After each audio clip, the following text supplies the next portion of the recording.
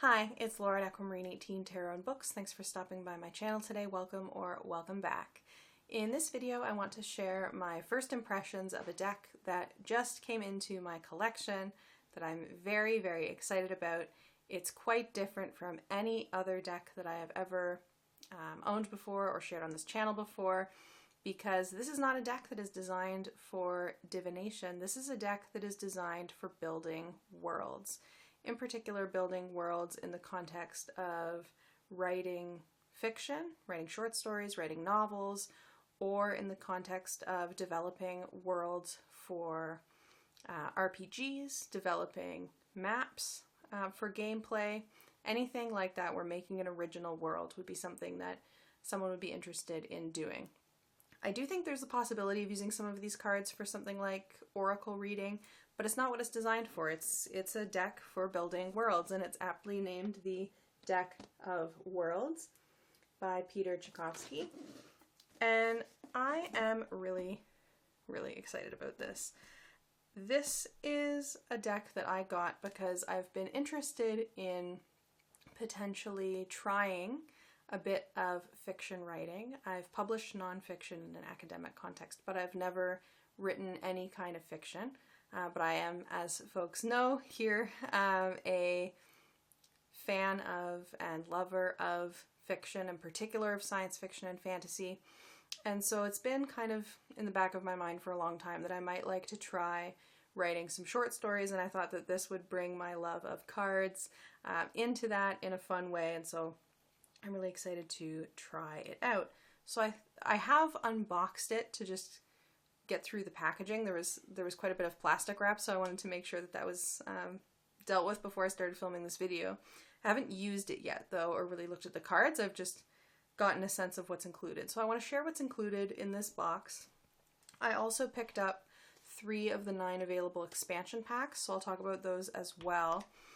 Then I want to switch to a top-down view to give an example of how you might use this deck based on the instructions.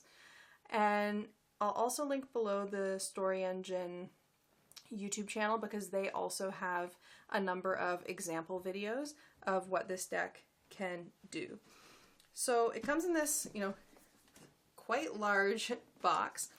It has 2 quotes on the front of the box, one from Grace P. Fong, an Ignite award-winning artist and world builder for Magic the Gathering, and one by C.L. Clarke, an Ignite award-winning author of The Unbroken, and I've talked about The Unbroken and just read the sequel, The Faithless, on this channel, so I'm definitely a fan. And so this is Deck of Worlds, the Deck of Endless Worldbuilding, designed by Peter Chiykowski.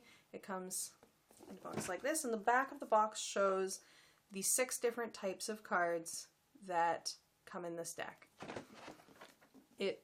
This is a kind of sleeve, so the box lives inside this sleeve that keeps it closed. The box design underneath the sleeve is exactly the same as the sleeve itself, and it has a magnetic closure. Very nice. It's quite sturdy. It says build your world there, and inside you get a little guidebook, which I'm going to talk about the contents of that. And then underneath the guidebook you have your 6 different kinds of cards in these little wells. And a friend of mine has the Story Engine deck, which is a deck that's more focused on plot development, whereas this is more about worlds and settings. And so I knew from that friend that these expansion packs would also fit in here. And so I can put them in on top and the box will still close, which is fun. There are more expansion packs. We'll talk about that in a minute. So, how does this work? To tell us, we have a handy guidebook. It is not very many pages, but it's physically large and illustrated. It also notes that there is a video tutorial on the website for this deck as well. So the guidebook begins, the Story Engine Deck of Worlds is a set of 240 cards for creating imagined lands, local lore, and story-driven world maps you can write or roleplay in. It is ideal for world builders, writers, lore masters, storytellers, DMs, GMs, and RPG groups. The only rule in scare quotes, for using Deck of Worlds is this. The goal of the deck is to help you create. Ignore any guideline that does not serve this purpose. And it goes on to say that, the guidelines are suggestions that are intended to be helpful, but, disregard as you see fit. And there are 6 types of cards in the deck, right? Regions, landmarks, namesakes, origins, attributes, and advents, which are all fairly straightforwardly what their names suggest, right? And so the idea is that you can combine these into what the instructions call a micro setting. So you can start off with a region, and in that region there are a landmark or landmarks that are named in particular ways, that have particular origins, attributes, and maybe there's an advent, which is in this case an event that may shift the kind of something core to the world, right? And so you can stack the cards on top of each other to make these micro settings, and you can make multiple of them to make a larger, say, a continent, right? A micro setting might be a city or a district of a city, and you can build out to whatever scale you want to from there. And so the guidebook explains precisely how to create a micro setting with these different kinds of cards. It explains different ways of interpreting a micro setting. It explains how to create a world map using different micro settings, developing kind of overarching themes of a world. It talks about different ways to play as kind of a multiplayer, collaborative world building, taking turns drawing cards, for example. There's a suggestion of multiplayer pantheon, creating collaborative worlds as gods with individual personalities and priorities. And there's suggestions for combining this deck with the story engine deck, which has to do with creating story ideas, character prompts, magical items, and more. So you could put the 2 decks together. On the back, it explains the 9 expansion packs that are available. So the 3 that I got are the Cartography expansions. One is focused on desert worlds, one is focused on coastlines, and one is focused on Arctic or cold, snow-covered worlds. So those are the Cartography expansions. There are also genre expansions for science fiction, fantasy, and horror, as well as creative expansions focused on lore and legends, deeper truths about culture focused on hearths and creeds, and heroes, quests, and fool's errands, which looks at adventure prompts. So there's a lot of potential directions to build the deck out, even though the core is already so big with 240 cards. Something I really appreciate about this little guidebook is a comment here, or not a comment, a series of comments really, on building nuanced worlds. The creator notes that Deck of Worlds provides a simple, fast way to spark ideas, but the cards are only a starting point. The job of interpreting cues and building a world full of thoughtful representation and cultural nuance is up to you. To that end, we recommend asking a few key questions as you create your setting. And they give a list of questions. The first one, for example, is, what is your baseline? Many cues focus on what makes an area unique or different. World builders often subconsciously measure this difference from their own baseline cultural norms. Always consider the biases that may accompany your baseline. The other kinds of questions it advises asking yourself are, what associations are you making? Whose perspective are you taking? What are the exceptions? Whose story are you telling? And who is your audience? And it particularly gets into a little bit the importance of, nuanced and thoughtful representation, particularly when real world dynamics could be an influence on the fiction and the fictional worlds that you're building. So I really appreciate that awareness, right? And so I want to show a little bit of what each type of the 6 cards looks like. And then I want to do a top-down view so that we can see what building a micro setting looks like. So that is where we will go next. And before we get to the example, I also will just share what the expansion packs are like, so that you have an idea.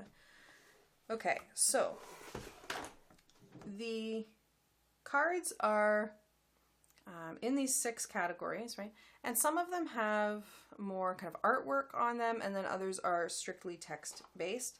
Each of the 6 types of card has a different back. So you can see here that the region cards have that indicator there. There's a symbol for region card. All of them have that same back, and all of the region cards in the expansion packs also have that same back, so you could shuffle them in if you wanted to. And the region cards have, you know, really the starting point of the world building. They're the card that you would start with, and you could shuffle and pick one. You could go through the cards face up and pick one. You can do whatever you want. So they have regions like, for example, lake, city, cliffs, islands, forest, jungle, and river. And so that's a handful of examples. There are a number more than that. So this is the card that you would start with in building the world, and from there you would move to the landmark cards, which similarly have, you know, a logo here for landmark card and are distinguished by a colored border and the different back. And so here the cards are doubled up, so you actually get twice as many prompts as there are cards. You can see here this one has gate and tunnel, dam and pond, church and escarpment, bridge and farm, bluff and monastery. And so these, and we'll look at this again top down so you can really see what this looks like in action. But the idea is that you would start off with your region, which is a grassland in this case, and then, you know, you could pick a landmark and you could choose which of the 2 you would use. And you start to layer, okay, in this grassland there's a monastery.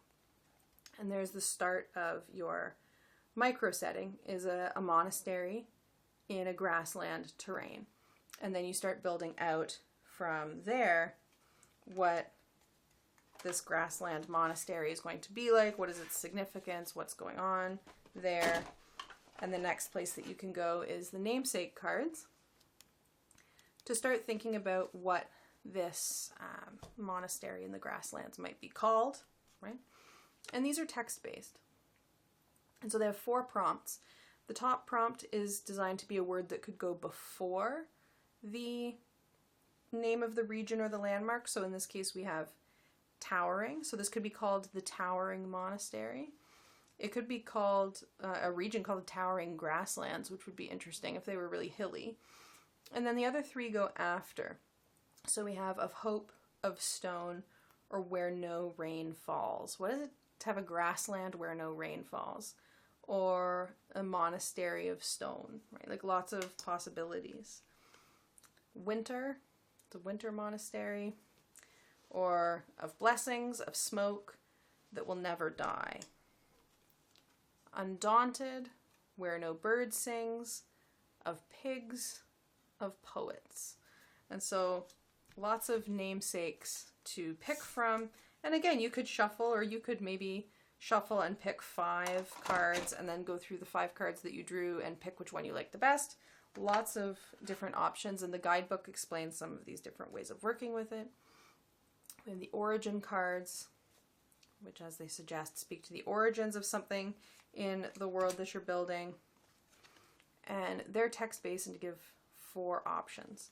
So here for origins, we have birthplace of a legendary prophet, created to avoid war, site of a famous negotiation, former training ground.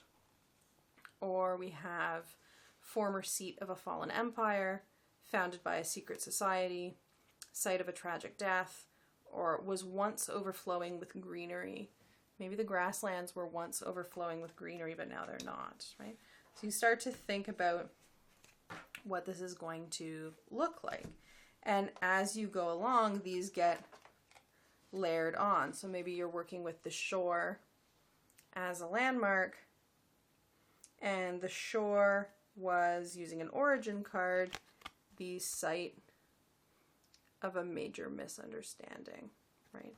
So you start to build out these different possible worlds to then play around in, either with, you know, RPG characters or characters in a short story, whatever you might want to use them for.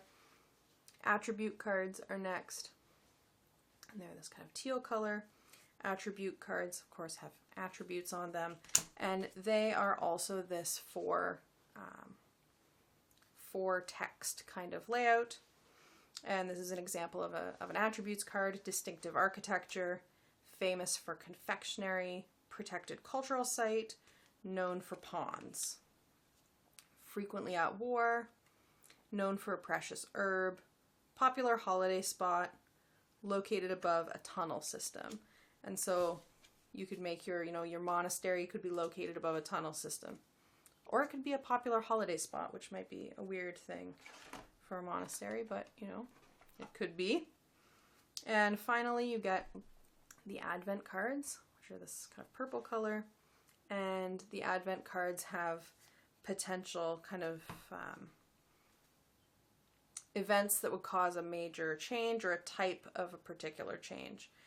And it gives a kind of general prompt and then more specific possible options. So as an example, people are openly rioting against an injustice. Perhaps this could be social inequality or a tyrannical ruler or an unjust law. The showdown of the century is about to take place between two rivals, and then the suggestions are maybe it's a duel, a bet, or a sports match, right? So you get the idea. This is Advent cards. And so a micro setting then would incorporate at least one of each of these 6 kinds of cards. And once you have that micro setting developed and kind of fleshed out a little bit, you could write a story in that micro setting. You could pair that micro setting with a few others to, say, create a city with 3 really distinctive neighborhoods, or a country with different provinces or regions. However you might want to conceptualize the kind of distances between things. You know, you can do that however you want. The guidebook does have some suggestions in terms of how many micro settings that you might want to put into a overall world map, depending on what you're using it for and what you're doing, right? Obviously, you know, writing something like a short story is going to be different in terms of scale. You're probably not going to have the kind of massive world maps that we see in these kind of epic, sprawling fantasy book series with 5 books in them, right? So lots of different ways to use this. Now, before I go to the top-down view to give an example, I want to briefly just speak to the expansion packs, and I'll show the Worlds of Sand and Story, which is the desert expansions, as the first, just as an example, because these are all structured the same way. So one is desert, one is coastlines, and one is Arctic, but the kind of overall design of how the expansion pack works is the same. And so the box for this just notes on the back its contents, that it's a 60 card expansion, and it contains 8 regions, 12 landmarks, 12 namesakes, 8 origins, 12 attributes, and 8 advents, specifically oriented to the ecosystems, cultures, and lore, adapted to the desert. And so you could shuffle these in with the main deck. You could work with just these if you wanted to. You could pick maybe just your region card from this and then other cards from the main deck. There's lots of options. The expansions, or at least the ones that I have, this is the only one I've opened, I'm just assuming they're all the same, come with just a small pamphlet like this that explains building a micro setting, the different types of cards again, and ways to use the expansion pack specifically, integrating it into the main deck. And this one has a note here. Genre fiction has a history of stereotyping real-world desert cultures and peoples. If you find yourself reaching for the mainstays of genre fiction tropes, examine them first. Consider where they come from, why you're reaching for them, and what assumptions they reinforce. For further discussions on nuanced world building, visit the website. and it notes that there's a PDF guidebook that you can get as well, and there's a link for that. So again, I appreciate the attention to, you know, wanting to avoid reproducing particular kinds of, you know, stereotypical and reductive and ultimately discriminatory ways of depicting people. So these cards have the same backs for each of the card types as the main deck, so you could shuffle these in again. So like the region cards are always green, always have the same symbol, but these ones of course have regions that are desert specific, like dunes or canyons. I understand these to have some overlap in prompts with the main deck. There's a little bit of repetition, but the artwork is different. So that's examples of the desert regions. Again, for the desert, you get the landmark cards, which are more desert specific. Here we have steppe and oasis, gulch and camp, village and mirage, town and cacti. So I'm pretty sure, for example, that there's a town card in the core deck as well, but this is a town that looks like particularly desert as a setting. We get, again, the exact same as the main deck, the namesake cards, same color, same setup. So for namesakes, this one has leeward, of the hottest day, of clear skies, and of salt. Shimmering, of founders, of gravel, of secret waters. So you could easily use those. You know, you wouldn't even have to use, for example, if you really liked the name, something of secret waters. That doesn't even have to be a desert landmark necessarily. You could use this namesake card with something else. It's very, very flexible in that way. And there's so many cards, I think that there's, you know, obviously a lot of possibilities. Origin cards, again, the same with the 4 text layout. This one includes origin of a water harvesting method, good for a desert, was once an important water supply, site of an ancient volcanic eruption, or founded by sun worshippers. So there's some options for origins, and you get the same again for the attribute cards for the desert are also 4. So this one has the suggestions of underground dwellings, known for lack of shelter, habitat of an unusual reptile, distinctive hue of sand as attributes, and then finally the advent cards, and these are going to have some you know, some relation to desert. So just as an example, a mass exodus is underway. For example, it could be due to drought, persecution, or immense sandstorm. Or if you flip the card upside down, the other option, a cultural site is being controversially excavated by either a local historian, a foreign power, or a political interest. And so different possibilities to make worlds, and, you know, a lot of them. I think that this deck is really interesting, and I'm really excited to play around with this, you know, as both I don't even want to say I'm an aspiring author, because an aspiring author makes it sound like I've written something in, you know, in a world like this, but aspiring, you know, aspiring to be an aspiring author, perhaps just writing for myself is something that I would enjoy doing, as well as somebody who likes gameplay and games that would be, you know, relevant to a deck like this. I'm really excited to get to play around with this. So I'm going to leave you for a moment, turn the camera off, go to a kind of top-down view, and we can just make a micro setting and see what comes up as an example of how you could use this deck. Okay, so I would like to share how the Deck of Worlds can be used in action here. And you can't see them off screen, but I have the box of the cards open. I also have the instructions out for specifically creating a simple micro setting. So the kind of easiest way to use this deck to create a beginning of a world. So I thought I would do a quick walkthrough of what that could look like. The first step is to choose a region card. And again, with this, you could just go through the pile and pick one if you wanted to, but I'm going to give them a shuffle. And I will say, you know, for the tarot and oracle folks, the cardstock is nice. It's matte, it shuffles well, it's not sticky, it's nice to work with. So, to pick one, we have city. So this would be a micro setting set in a city. That's the underlying environment for the micro setting, is how it's described in the instructions. You would then draw a landmark card, which again you could go through and choose with the cards deliberately, or you could give it a shuffle for fun. I'm going for the shuffle method.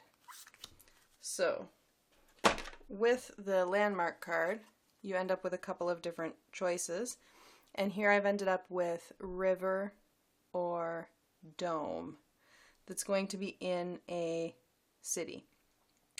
And I think for me in this case, I'm going to go with the river because my city that I live in does have a river as a very prominent feature, so taking a cue from my own environment there. And we put the river underneath, so this is a kind of point of interest in the language of the instruction booklet, a point of interest in the context of the broader region. So now that we have that, we can choose a namesake card. And the namesake card could be a namesake for the region as a whole, or it could be for the river within that city.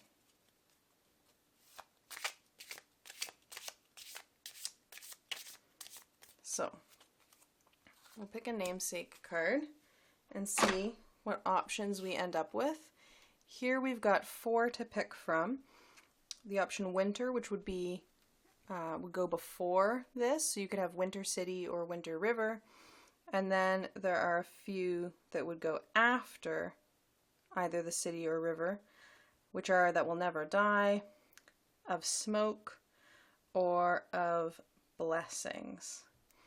So all of these could be interesting choices for either the city or the river, I think. I kind of like the idea of a river of smoke, and maybe the river is really misty and mysterious. So I'm going to call that the River of Smoke, which is located at least in part within a region of a city. So we have the River of Smoke. Now, the next step is to draw an origin card, and the origin card can, again, like the namesake card, go with either the landmark of the river, or could go with the city as a whole. And this origin is going to give a sense of a backdrop of this world. So, for an origin card, we get, again, several options. We have the former seat of a fallen empire, founded by a secret society, site of a tragic death, or was once overflowing with greenery. Now, I kind of like the idea that, let's see, I don't want to go into the terrain of tragic death here. I'm going to choose something to do with a secret society, because I think that the River of Smoke, maybe the River of Smoke is really, misty and mysterious, and it could be a hiding place for someone. So I'm not going to say what the secret society is yet. Something interesting could be a secret society around a river of smoke inside a city, though. Maybe there's a kind of headquarters or something like that. So then we would go to the attribute cards. And similarly, the attribute card could go with the region or the landmark. So this could be an attribute of the city or of the river. And you could pick more than one, right? You could pick more than one attribute to keep building out to see, you know, multiple attributes that you could work with. So here we end up with the options of an elaborate etiquette system, skilled foragers, site of an auditory phenomena, or the habitat of a rare insect.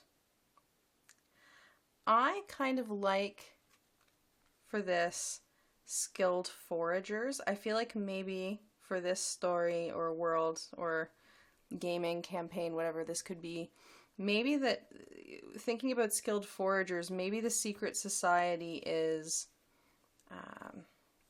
herbalists of some kind, who, you know, perhaps make magic with something that is found, you know, in the mysterious area of this river of smoke. So there we will go with that.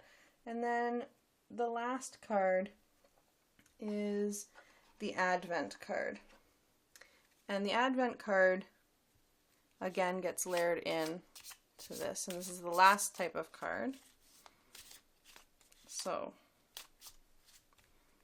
I'll pick one. And again, you could pick more than one. So, we have two options here: a scientific breakthrough causing controversy, which is seen as a moral reckless and or breaking tradition, or a world record is about to be broken, such as a largest plant or animal, extreme temperature, or an athletic feat. I feel like of the two, based on what we have so far here, I would probably go with the scientific breakthrough, and I would maybe put it over here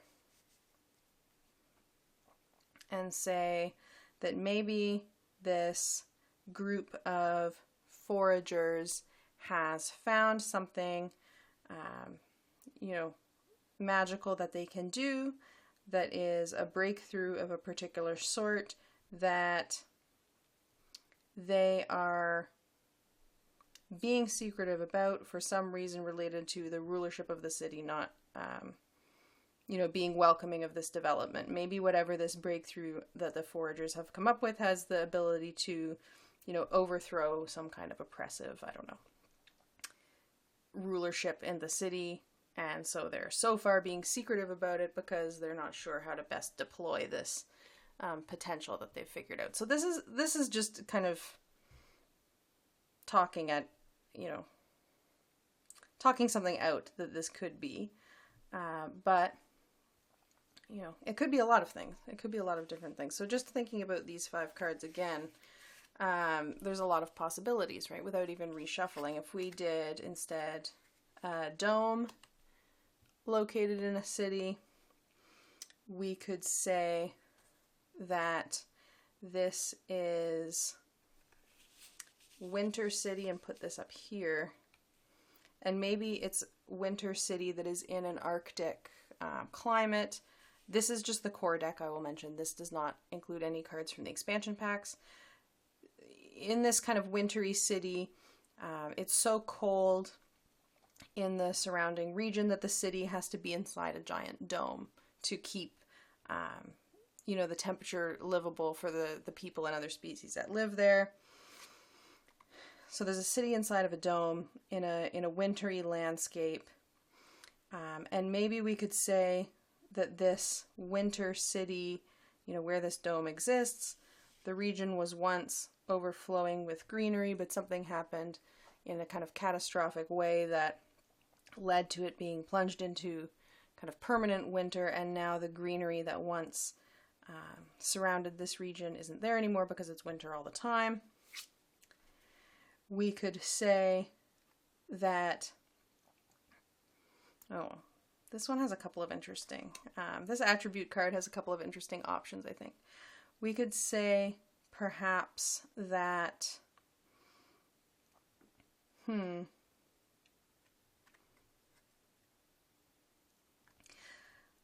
We could say that the city is a site of an auditory phenomenon. Maybe there's some interesting sound that breaking ice makes or something like that. That could be something. And maybe that's affecting the dome in some way. Maybe the dome that is protecting the city in this wintry place, you know, maybe the auditory phenomenon is a crack in the dome.